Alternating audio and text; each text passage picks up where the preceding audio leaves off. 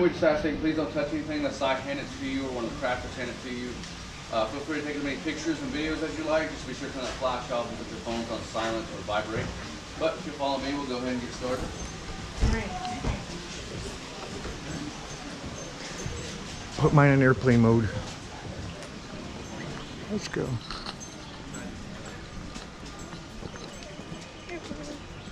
Hmm? I said airplane, I put it in airplane. Very good. Hi.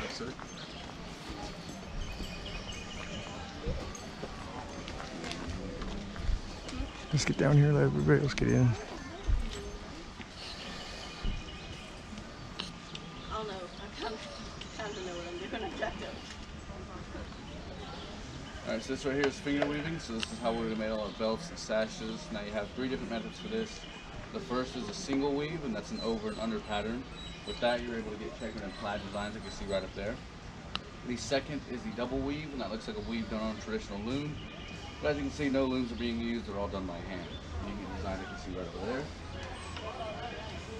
But the oldest, more traditional method is called oblique. And that incorporates the use of beads.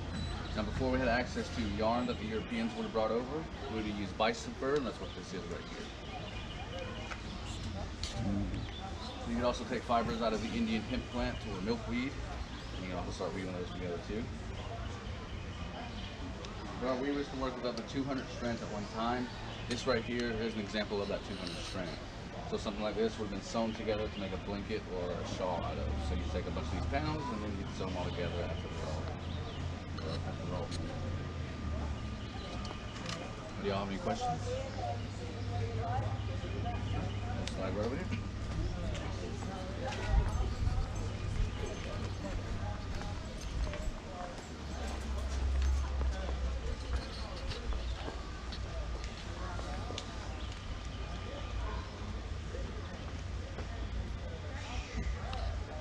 This right here is beadworks. Before the commercial materials that we're using today, we would have used seashells, and we'd have got these through trading with coastal tribes.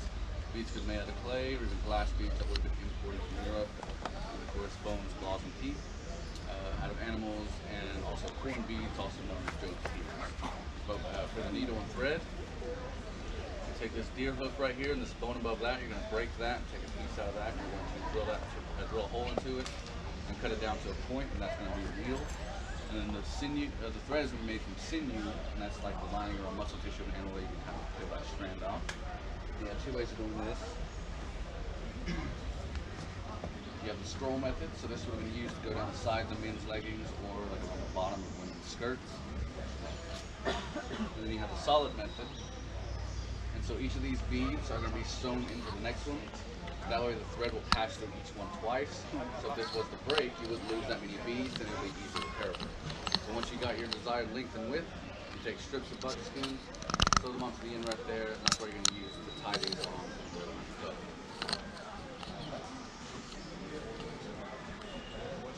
So do y'all have any questions? Keep on moving up to this next step. I know. Wait for him. Stay with him. Oops, sorry.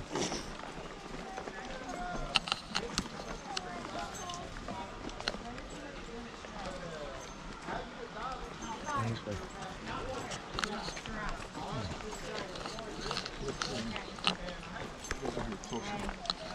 Here, you're proceeding here. Right.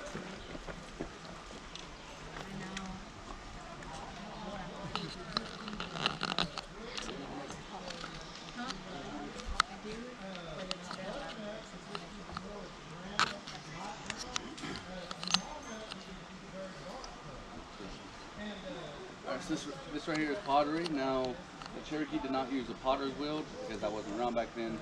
So this was done by hand, just as the previous stop. You have 2 ways of doing this. You have the ball method. You're going to take that clay, roll that into a ball, press your thumbs down in the middle of it, start shaping out your pot that way. And that would be used for smaller pots that you see right over here. But if you needed a bigger pot, then you're going to use the coil method. So you're going to start out with a flat disc as the base, and then take coils of clay, and then stack those on top so you can make this as tall as you want and you can make it as wide as you want. Then you would need to shave the sides of it off so that it's nice and even all the way around. So you take a tool like this, and this is going to be made from river cane, and you'll see this quite a bit as we go through. River cane looks like bamboo, but it grows a lot smaller and only near river banks. Hence the name river cane. But you're going to hollow out the middle of that, and that right there is going to be your tool that you use to scrape off the sides. But of course, once metal was introduced, you can start using tools like this right here.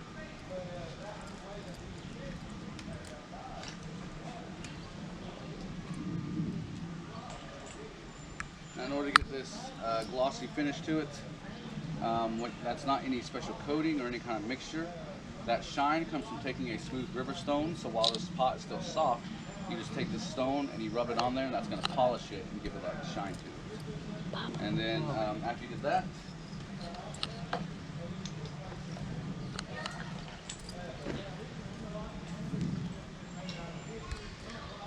then you would take anything sharp, whether it be a stick, a metal tool, or even the end of a deer antler, or even something like a seashell. And you're just going to take that and you're just going to carve your design into the side of your pot. After you have your design in there, then you're going to place your pots around a fire with the opening facing it. That way this is going to bake from the inside out. And after a few hours, your pot's going to get like a bluish hue to it. Then you just roll that into the fire, bury it in the embers, and let the fire completely die out, and then your pot will be ready to be used. Now, depending on the type of wood that you use, that would give you different colors. So these are not painted. If you use a soft wood in your fire, that's going to produce a lot of smoke and give you these nice dark finishes that you see right here. Then if you use a hardwood in your fire, that's going to produce less smoke but more flames and more heat and give you more of a natural finish like this right here. But you can mix those two woods together and you can get a mixed finish on that pot. And now a pot like this will be a wedding vase, so when two people are getting married, each person is going to drink water out of one side of this right here. This little pot right there with all those little spikes on it, that's going to be a fire pot. So if you were going somewhere and you needed to build a fire somewhere, you would take that pot and you would scoop up some embers from an existing fire. That way you can carry those embers with you, dump them out, and start your fire where you need to. Those little spikes right there is what you can kind of hold on to prevent your hands from touching the actual pot itself. But a lot of the designs that you've seen here or over at beadwork and finger weaving, a lot of the meanings behind those designs have been lost over time just because we did not have a written language up until about 200 years ago. So a lot of those meanings have been lost, but we do know those designs were used because of artifacts that have been found and various documentations that use those designs. But do you have any questions? When they got done, you just set it in the fire is what you're saying, let it kind of like dry out. Yep, just let the fire die, and once it's cool and everything for you to pick up, then it's ready to be used. From start to finish, it could take you about a day or so, depending on what kind of pot you're making. Something like a pot like this it'll probably take you an hour or so, maybe a couple hours to do. But the firing process itself could take up to 12 hours. Where did you get the clay back then? Where did they, in the rivers or? If you dig near like a foot down, a foot or two down near the side of the riverbank, that's where you can pull up some of that clay. How do you bury it in the fire? You just roll your pots into the fire, and you can just take like sticks or something and just kind of scrape those in. Did you know how those really hot coals that are in a fire? You can just kind of take, obviously not your hands, but take something to scoop those over that fire. Alright, well, we'll keep on moving over here.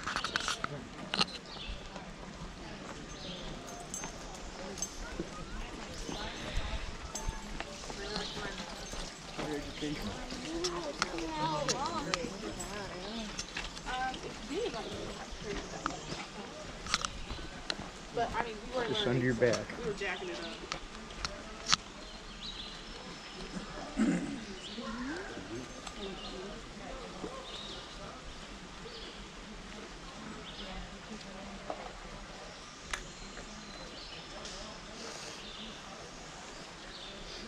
Alright, so this right here is wood carving. Now these masks that you see right up here, they would have been used in our dances. There will be a talk that you'll get to later on that go more in depth about that. But before we had access to metals, we carved them out of solid pieces of wood like this. We would have had to use something easier, so the mask would be made out of tree bark or even gourds. If you don't know what a gourd is, it's just a vegetable. It's kind of like a pumpkin, just has a bunch of seeds in it. But you could fill this with beads or small rocks, put a handle on it. I have a rattle. You can also use them for water dippers, and you'll find these in the council house whenever you get around to that. You can also cut the top of them off, and that'd be a bowl or a plate for your food. And then before things like forks and spoons, you're going to take a piece of rubber cane, cut some notches into the end of that, and that right there is what you're going to use as a fork. And then for your spoon, you take a bison horn, and you hollow out the end of that right there. And so those are going to be your utensils that you use.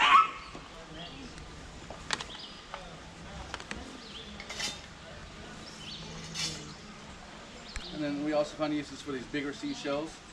So you're going to break the ends of them off and you'll get a piece that looks like that. Another piece of decoration or maybe a button for your clothing. But the rest of this is going to be crushed into a powder and then mixed with animal fat, and that's going to create a white paint. And that's how we would have got that. And that came from the seashell.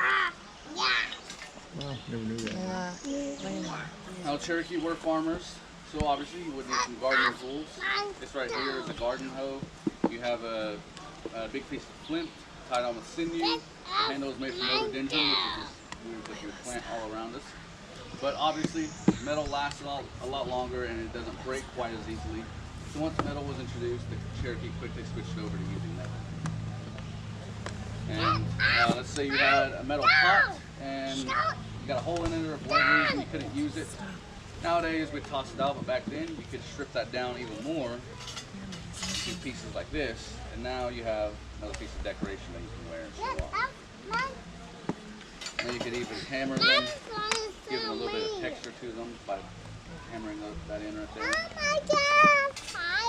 But we also work with soapstone or pipestone. It's a very soft stone that can be carved easily, so that would be used to make things like this 7-sided pipe right here. So each clan is going to have their own side and their own pipe stem, and they're going to take a puff of smoke out of here. Now the tobacco that was used at the time was very harsh, so if you inhaled it, you were likely going to make yourself sick. Instead, you held the smoke in your mouth, and it was our belief that as you said your prayers, the smoke would carry your prayers up to the Creator. And so that's what that was used for. Now, if you needed to drill a hole, so before Black & Decker, this is going to be your drill. So you have a piece of flint tied on with sinew. This is interchangeable, so if you needed a bigger size hole, just put a bigger piece of flint on the end right there. And the way it's designed is it's just going to wind itself back up. All you have to do is place that where you want to drill this hole, then you move this handle up and down.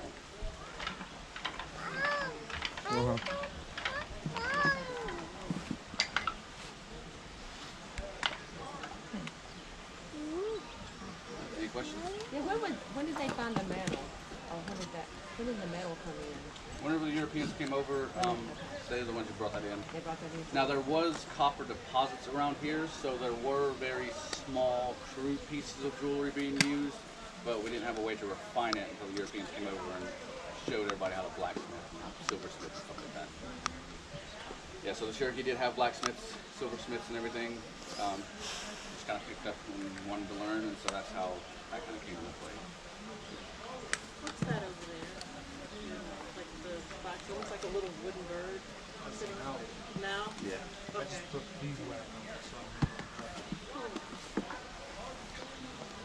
Alright, we're going to turn around and go to that next stop right there.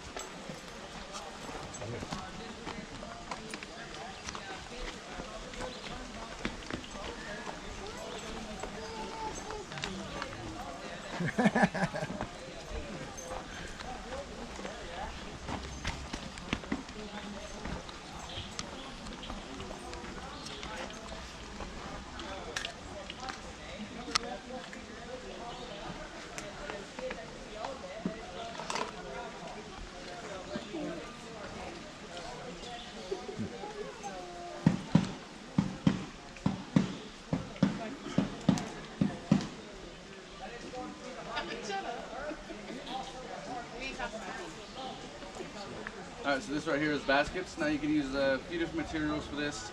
You could use white oak. You take that white oak sapling, you start splitting this down until you have a bunch of really long splints.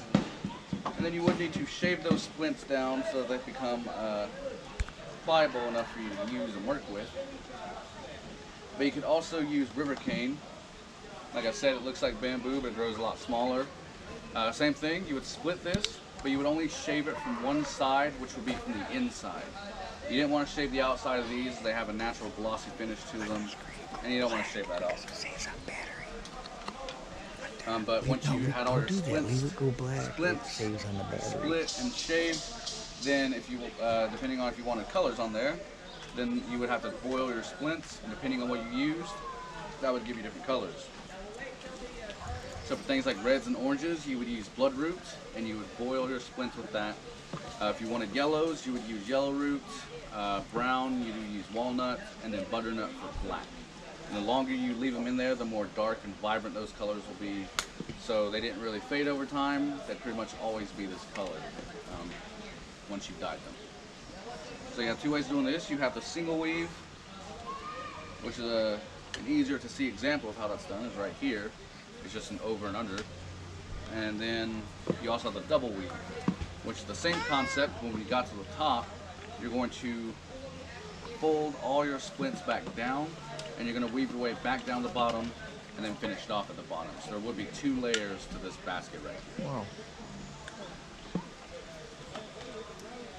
And then if you wanted a handle on that basket, you had a couple different options. So you have the drop handles, and it gets its name because once you have this attached onto those little loops, the handles are just going to freely fall down whenever you're not holding them. And these little loops right here are going to be woven in near the top of the basket.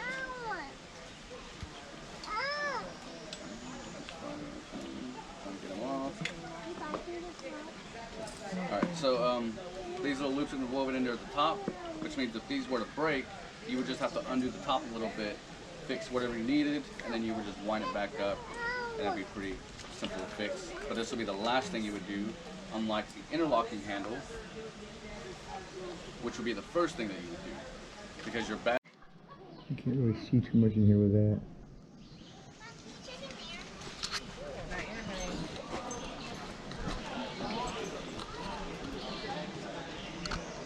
Move a little closer. But I'll catch them up whenever we get here. This was actually pretty cool. This was just found during the 1500s, so this predates European contact, which means it also predates things like metal tools that would have been used to make those things over there. So the way this was built is they would take a bunch of saplings, make like a square out of those, and then tie them horizontally in like a grid pattern, and then you would weave mats together and pack that on top of that frame, and then you would pack the red clay on top of that mat. So that patch right there, that's not a window, that's just showing you what's under all that clay. It gives that clay something to stick to so it doesn't fall apart. Kind of like rebar in concrete. Now you have a thatched roof, and that'll be made from dried out river cane leaves that you would tie together. There is a raised portion in the middle of the roof. That's because the fireplace in this style home was in the middle, and everybody would have slept around the fire. Just like the other two, you are more than welcome to walk inside and look around. Very good. Too much. okay. Take your battery. I'm just looking over there. Dugout canoe. Yeah, turn it. You recording?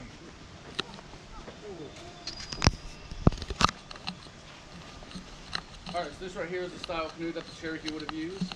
Now these are just scale models, so the real ones are going to be anywhere from 40 to 60 feet long and about 5 to 6 feet wide. Now trees were a lot bigger back then, as were the rivers, than what you may have passed on your way up here. Now the tree they prefer to use will be something like the yellow poplar tree. They tend to grow very long and straight. The branches usually don't grow out to the top of the tree, so you had a nice blank space to work with. And in order to get that tree down before things like chainsaws and metal axes, what the Cherokee would do is set a ring of fire around the base of that tree, use red clay to prevent that fire from spreading outwards, and eventually that fire is going to burn to the bottom of that tree, causing it to fall over. And then you would strip the bark of it off, all of that tree off, and then you would set a fire on top of this log. So this entire canoe was shaped out by being burned out rather than being carved out. And so it would take upwards of a year to fully burn out a canoe and shape it out, but it did last a very long time. These are still washing up today that are hundreds of years old. The reason why they last so long is because when you burn them out, you get a hardening effect. It pulls all the moisture out of this log. It seals this log up. Also, once it was in the water, it never left the water. For two reasons. For one, they were upwards of 1,000 pounds. Nobody wanted to be moving these in and out of the water. Also, once it was in the water, if you took it out, it's going to start to dry rot and fall apart. It doesn't do that if you constantly leave it in the water, so the water helps preserve them. So when it was not being used, it would be filled up with rocks, submerged just below the surface of the water near the side of the riverbank until somebody needed it again. Now, theoretically, you could fit around 12 people on one, but that's going to make it very unstable.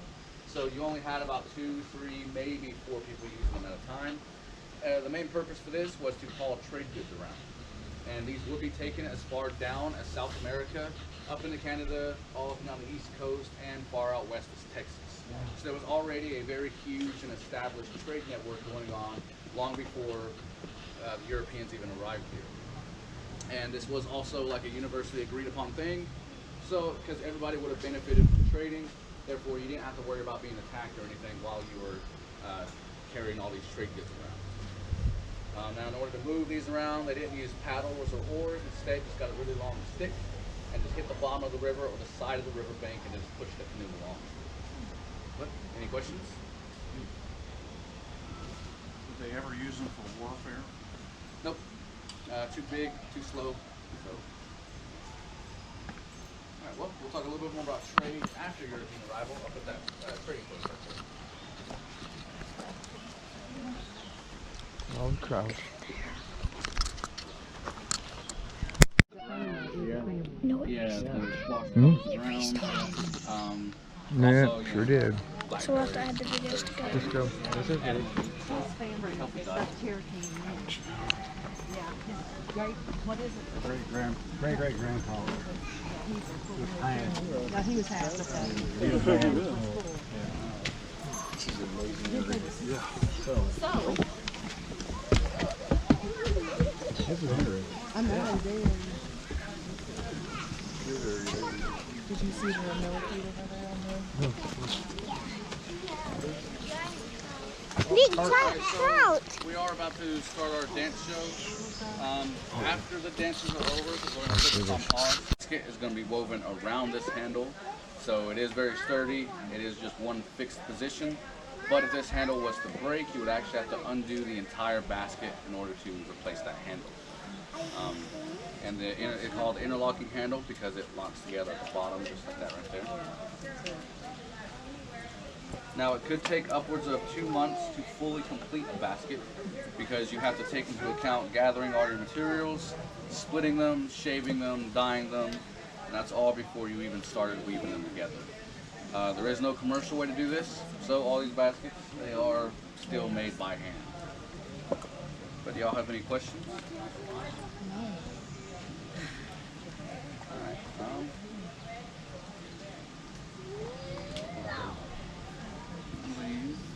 keep moving. Yeah.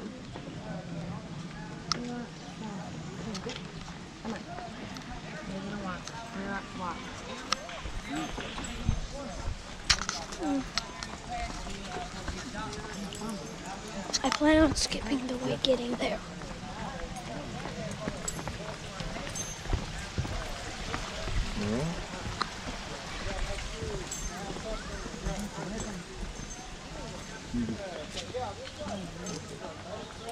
Move down a little bit more. Hey, stop, Here. Oh, look at that.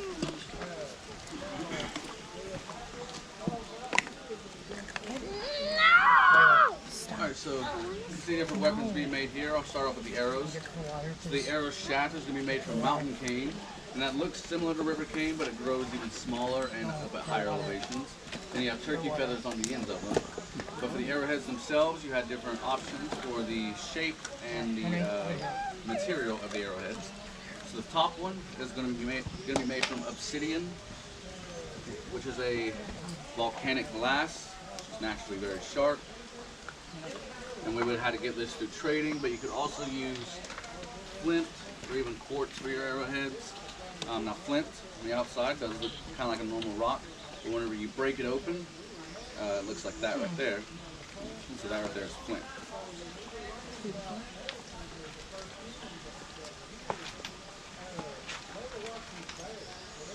The way you would make an arrowhead is you would take a rock and you're basically just going to keep breaking that until you had a piece that you wanted to work with, and then you would take a smooth skipping stone, like something you'd use to skip across the water. Take something like that, and then you would simply just start chipping away at the sides of it, and that's how you're going to start chipping that off and shaping out your arrowhead. And then for the shape of the arrowhead, that would depend on what you're using it for. So if you're going to use it in warfare, then you're going to use the square shoulder. These little notches right here, as you can see, right, it's a little hard to see because it's really small, but those little notches, those are going to catch when you try to pull this out. Also, this strand is going to be tied on with sinew, so whenever this comes in contact with blood, it's actually going to start to expand and loosen up. So if you got hit with this arrow and you try to pull this out, more than likely that arrowhead is going to come off your body and you're going to have to dig that arrowhead out. Otherwise, that's just going to lead to more pain, more probably infection. So not a good time if you got hit by one of those. Now if you're using it in hunting, you're going to use the round shoulder. And as you can see, that round shape right there, those notches aren't as prominent as this up here. Also, this is going to be tied on with something that won't expand. So you could use something like plant fibers. And that way, you can just go ahead and pull this out of an animal and then reuse it. And your bow would look like this. They were made to the height of the user, so depending on how tall you were would depend on how tall this bow was. But for the strand, it's going to be dried out bear intestine that would be twined together. And then you would use those for hunting bigger animals, such as bear, deer, bison.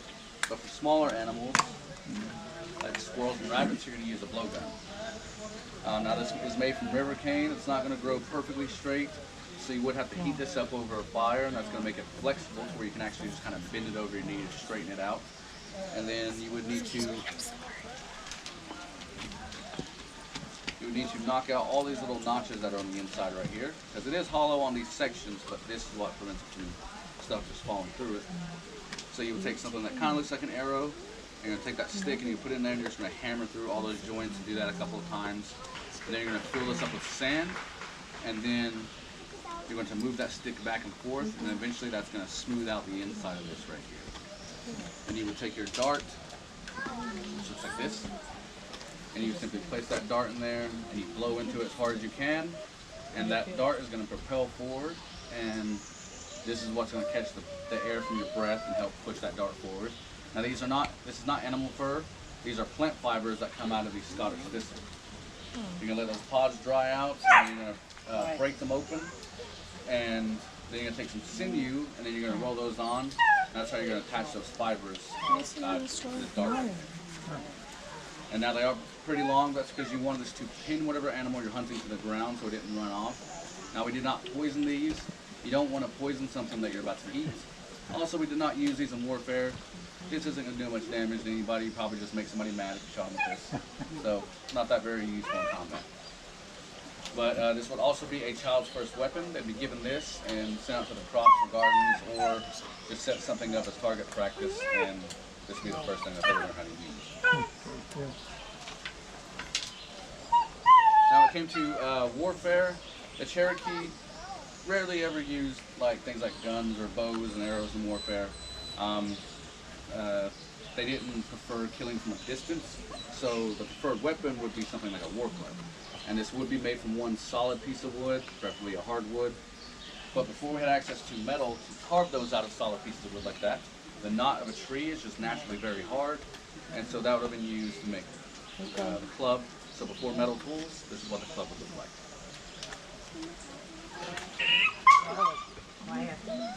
But do y'all have any questions? All right, well, before we move on, I'll demonstrate the blowgun real quick.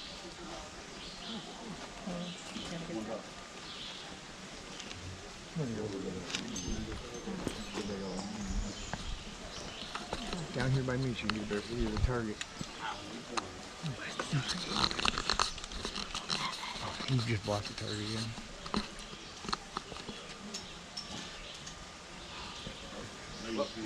might be going hungry today.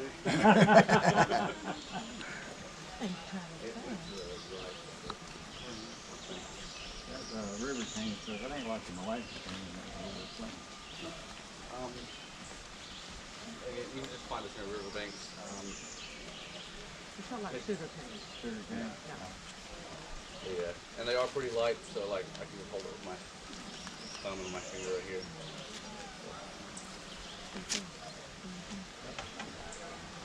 And I promise that's the first time I completely miss it.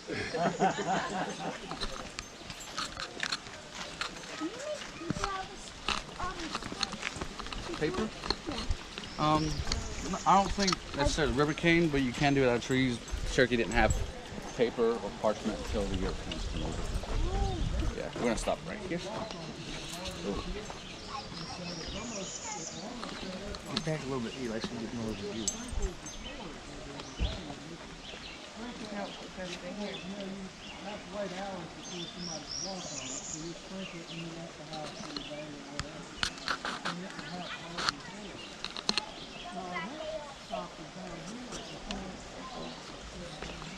Alright, so in addition to hunting, the Cherokee also made traps to make that a little bit easier.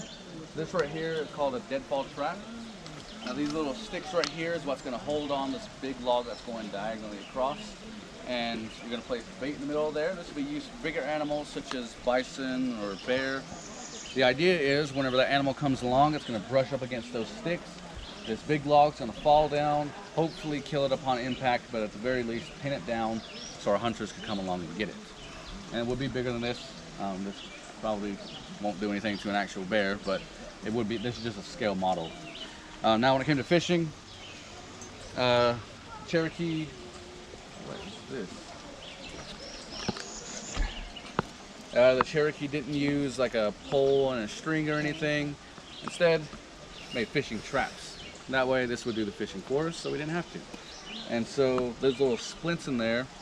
Those are gonna open up one way, but whenever those fish try to come back out, those splints are going to lock together and prevent those fish from coming back out. And this would be made from river cane, and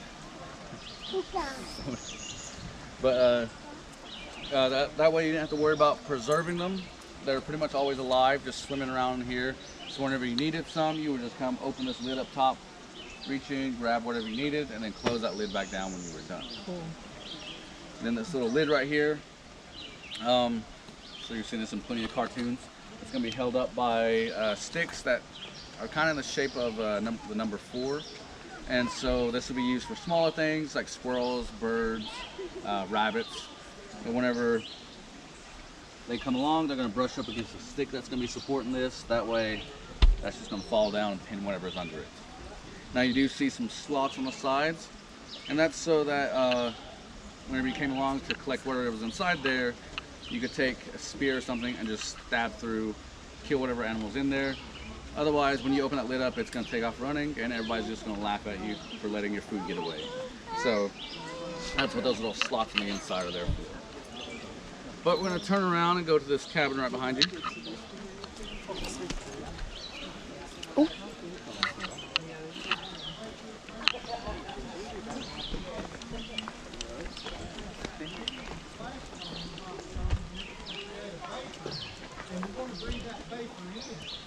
While you're asleep, you're not going to fight it as much as when you're awake.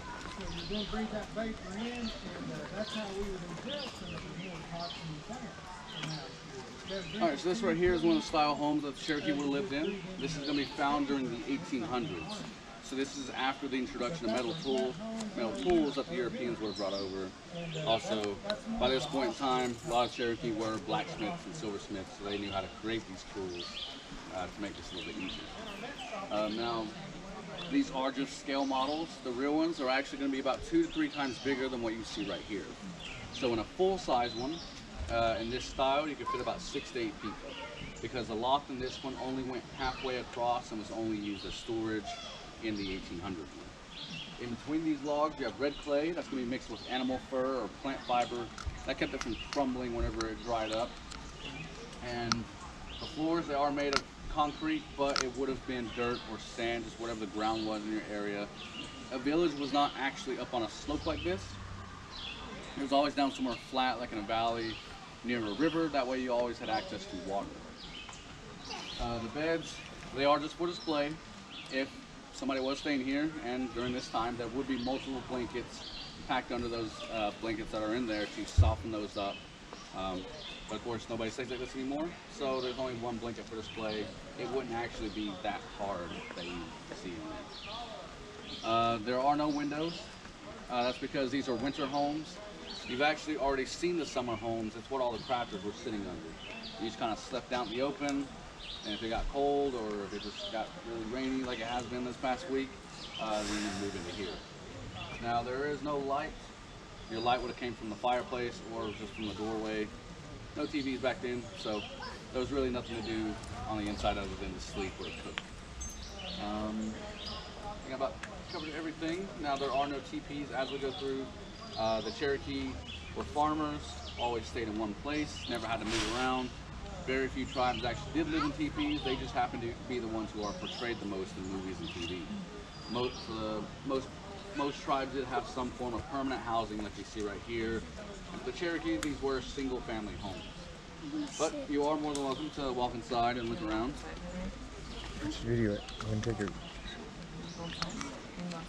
Yeah, you can look at it. Yeah, if you run the questions that way. This is all set up for display, and this one is station. What it really goes is like. The layout, not necessarily.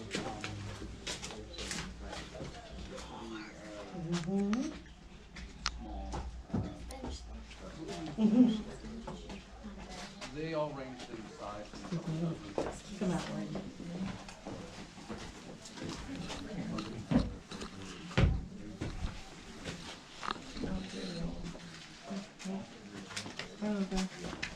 So like originally the square grounds and the council house would be pretty much dead center in the middle of the village. While all the homes were just So kind like of your built. town hall. Yeah, that's essentially what that kind of equates to. Like we still have one today. Of course, it's a modern building, but we still have meetings and stuff. So it is essentially like town hall. I attend a lot of the meetings on the Oconaluftee reservation. I'm friends with the chiefs, and it's interesting. I like to learn. Is that real bear skin? Yep, it's a real bear skin. Oh. You can feel it if you want, but it's... And I bet you somewhere around here there's an awful cold bear. They got rough horse hair. Yeah, they kind of do. It's like a tiger. That one's soft hair. That one has soft hair. Yeah. Oh. Sorry.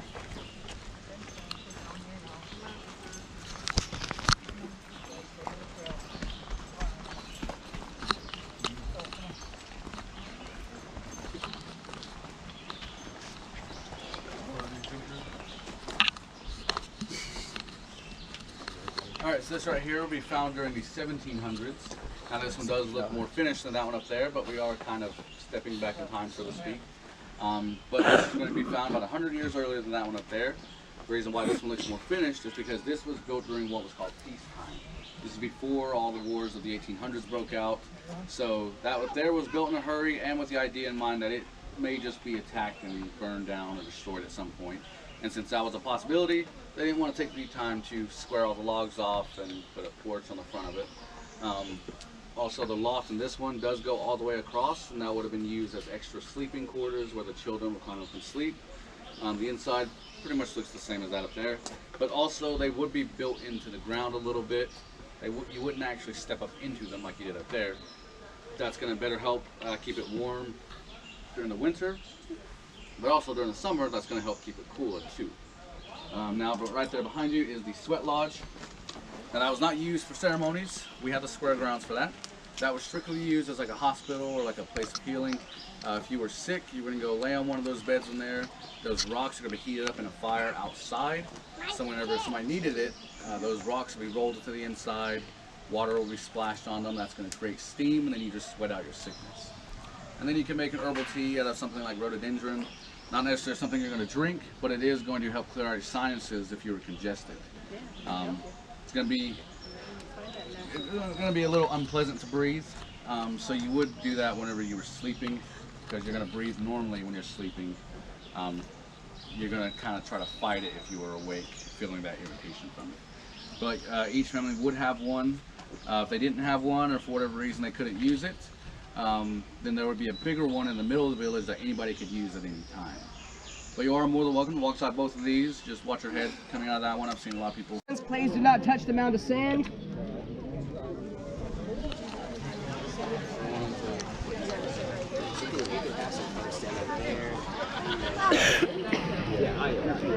Pan around, see the whole crowd. You see this? Why do you want to show the whole crowd? I just want to show the whole layout, Eli. That means I'll have to blur tons of faces. Thank you. No, you won't. You can't blur anything.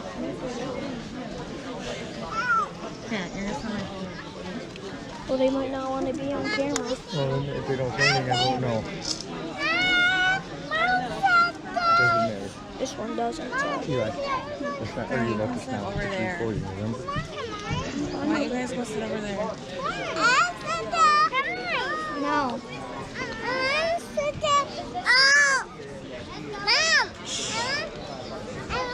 Here, we can go sit over here.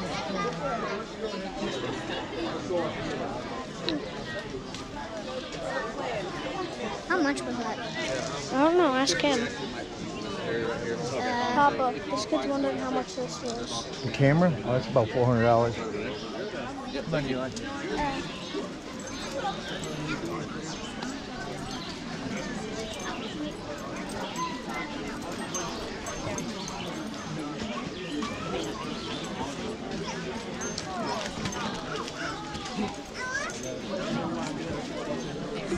Oh, you better get up here anyway.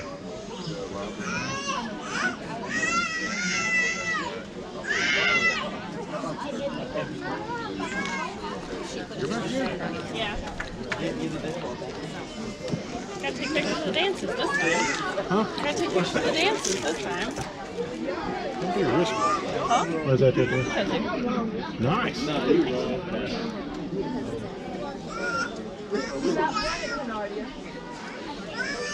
Oh, I got a single battery. Well, I want to welcome you to the Oconaluftee Indian Village. My name is John. I'm going to be your dance singer for the day. Now, we're getting ready to do something that's called roll call. And that's to ensure that each and every single clan is represented for the dance. So when I'm calling your clan today, I'm going to say it in the Cherokee language, and it's your job to respond by saying yo, as loud and as proud as you can. We'll start right over here with the blue clan. Ready? I'm proud now, I'm proud.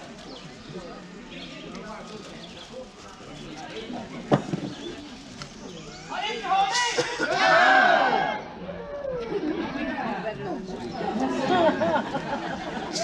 Here we go. Honey, Woney!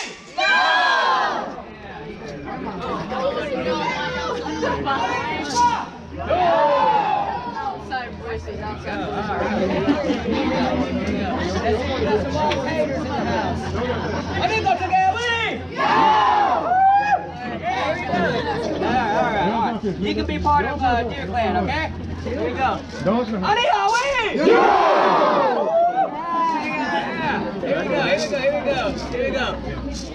Make me proud now. Make me proud. Loud and proud. Honey, why yeah! Here we go. Ready? Honey, go ahead! Yeah! It's a tie between deer and long.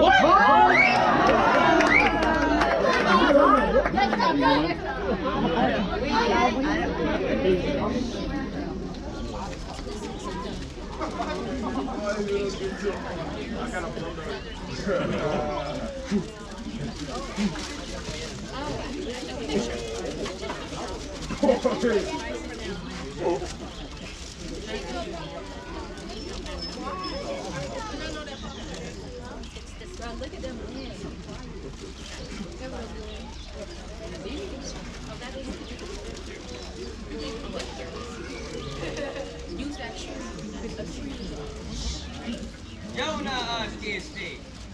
Alright, this first dance we're going to do for you, this is going to be our bear dance. Now this dance is going through the 4 seasons, spring, summer, fall, and winter. When it gets to the fall portion of the dance, it will slow down, and the bears in here start picking up berries and nuts off the ground to prop themselves up for the winter. Now as you're watching these dances today, you'll see these dancers laughing, having a good time, picking on each other. We like to enjoy each other's company. We are not going to be stoic like how Hollywood portrays us. So you'll just see us all laughing, having a good time, because we like to smile every once in a while. So this is going to be our Yona Ashki, our bear dance. And so Dada, it's the toe.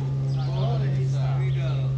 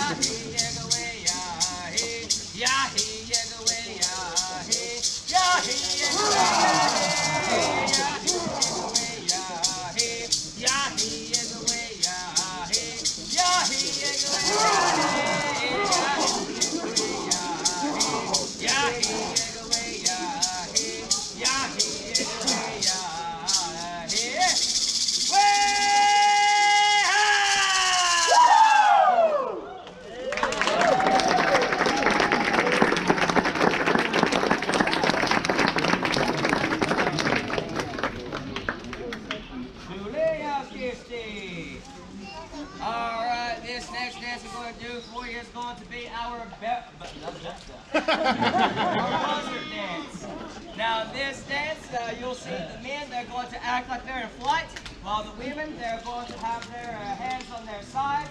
Now this dance is going to show you, these men, they're going to be acting like that, that mother buzzard, and all of them at a certain point, they're going to regurgitate. Like they're going to regurgitate. So this is going to be our Shuliaski, our buzzard dance. It's a Dana, it's the toe. Here we go. Yana, yana, ho, hey, ga, nigga, ya, hey, ga, nigga, ya, hey. Yana, yana, ho, hey, ga, nigga, ya, hey, ga, nigga, ya, hey. Yana, yana, ho, hey, ga, nigga, ya, hey, ga, nigga, ya, hey. Hey! Hiya, wigga, hiyo, hiya, wigga, hiyo, way ho, wigga, way ho, wigga, higgana, way ho, wigga, yo ho, hiye, yo ho, hiye, yo ho, hiye, hey! Yana, ho, higga, nigga, ya, hey! Yana, ho, higga, nigga, ya, hey! Yana, ho, higga, nigga, ya, hey! Hey! Hiya, wigga, hiyo, hiya, wigga, hiyo, hiya, wigga, hiyo, way ho, wigga, way ho, wigga, higgana, way ho, wigga, yo ho, hiye, yo ho, hiye, yo ho, hiye, hey!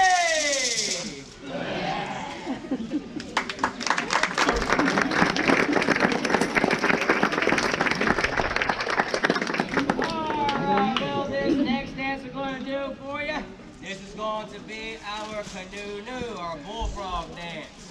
Now this dance is going to be a lot like Simon Says. So when they go to the beat of the rattle, so if the rattle stops, they stop.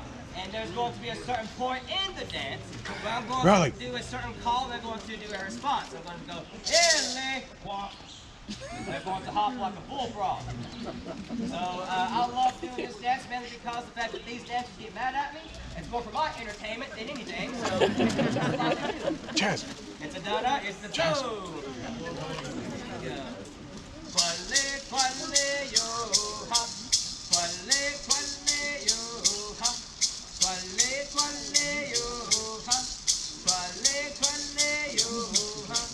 Qualle, qualle, yo, ha. Qualle, qualle, yo, ha. Qualle, qualle, yo, ha. Elle, just Danny. Elle.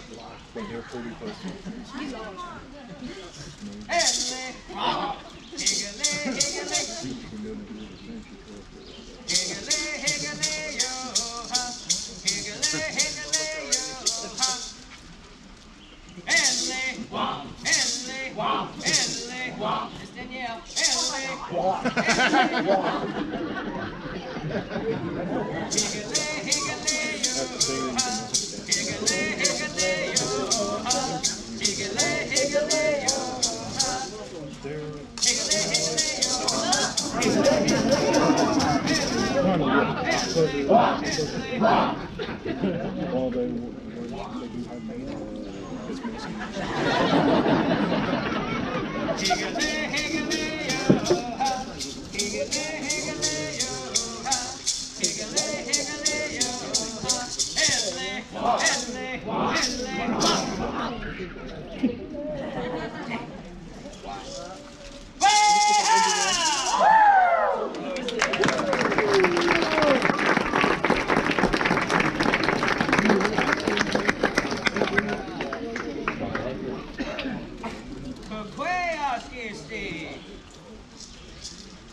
All right, this next dance we're going to do for you, this is going to be our quail dance. Now this dance, you'll see the men lined up on one side, and you'll see the ladies on the other. Now these men today, they are going to be looking for a wife. So these men, they're going to show off their best moves, and if these ladies, if they're impressed, they'll bow, but if not, she'll just simply turn around, ignore him, and act like he's not even there. So ladies and gentlemen, boys and girls, please wish these boys good luck because they need it. So this is going to be our our quail dance. It's a da-da, it's the toe. Oh yeah! Oh yeah! Oh yeah! Oh yeah! Oh yeah! Oh yeah! Oh yeah! Oh yeah! Oh yeah! Oh yeah! Oh yeah!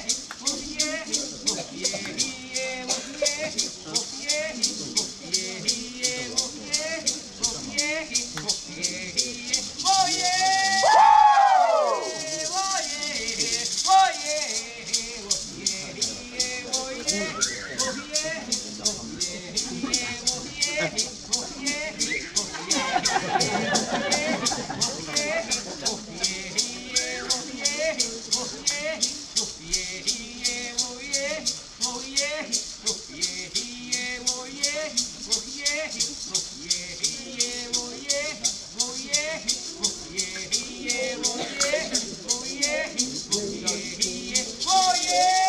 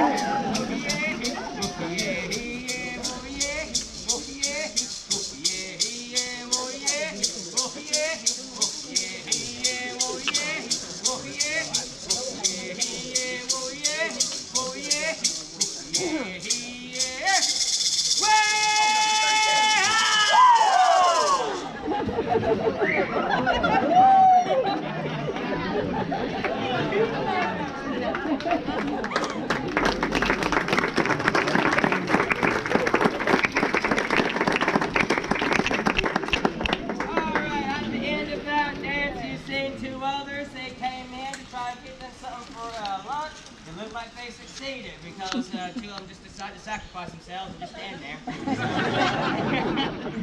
No, yeah, Oshki and Steve. All right, this last dance we're going to do for you, this is going to be our beaver dance. Now, it's also known as a beaver hunter's dance. We do it the night before a beaver hunt. And so these dancers that you see here, they're going to circle outside the square. And the two other dancers that you see here in front, they're going to be acting like the left and right side of that beaver's brain. And so let's hope that these dancers have luck on this hunt. I was going to try to get video of a cat with grandma, but the airplane only won't let me do it.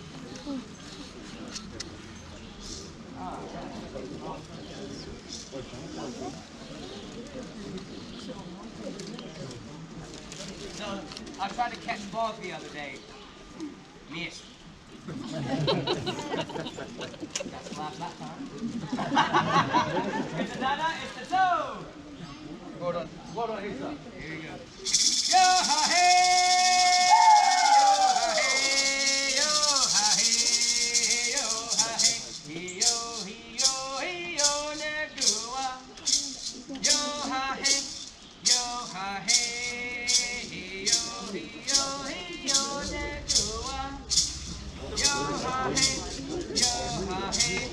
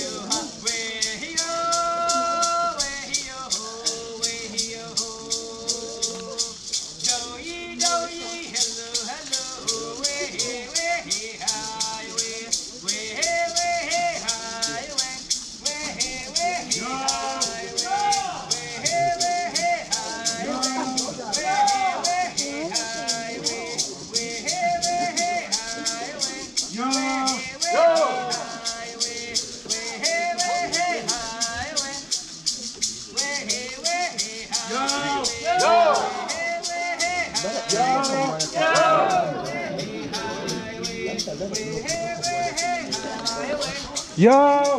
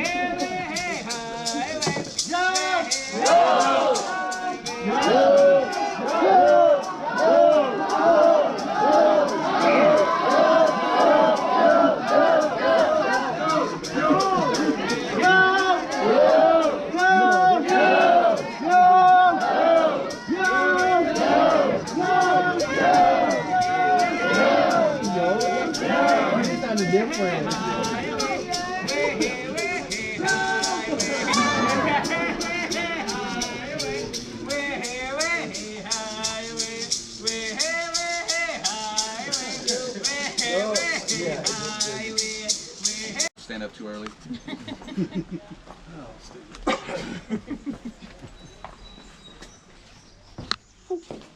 Hey, look it. I plan on putting this on YouTube with my grandpa. You wanna be on it? You wanna be on our video? Okay. Corn. Making cornmeal. Why do they have wood around the chicken? The inside of it's gonna be lined with red clay. This right here. That's gonna keep it from burning. That made it just a little bit faster. Oh, maybe. Oh, sorry. This is cool. You would sweat out your sickness. Oh, it's not that comfy. Yeah. Come on, Mika. Oh, it's 1700s. It was very comfortable. That's what we do now. Almost hit my head. How's the battery doing? Don't know. Can't see it. Don't worry about it. Layla, come on.